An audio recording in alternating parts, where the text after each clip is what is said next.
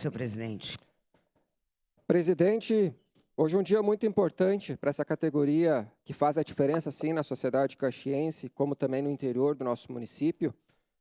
São dois projetos que marcam a história caxiense, mas temos que também enaltecer e parabenizar o Executivo, que de fato está solidário nesta causa, enaltecer o vereador Bressan, que sempre defendeu bastante a categoria dos vanzeiros, o Tunico, do qual tenho grande estima, o Marquinhos, que também está sempre nessa lida aí dos vanzeiros.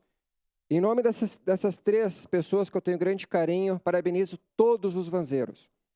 Então, eu fico muito grato porque na frente da minha residência, todos os dias, passa em torno de 6, 7 vezes ao dia, micro-ônibus, vans, com o transporte escolar e até mesmo ônibus.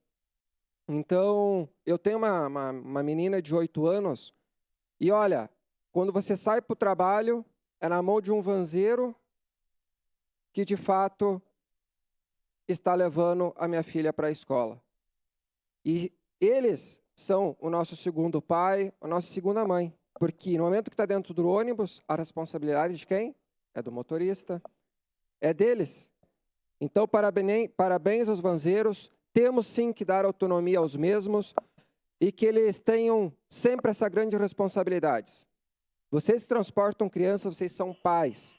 Então, parabéns a todos, sucesso e prosperidades. Obrigado.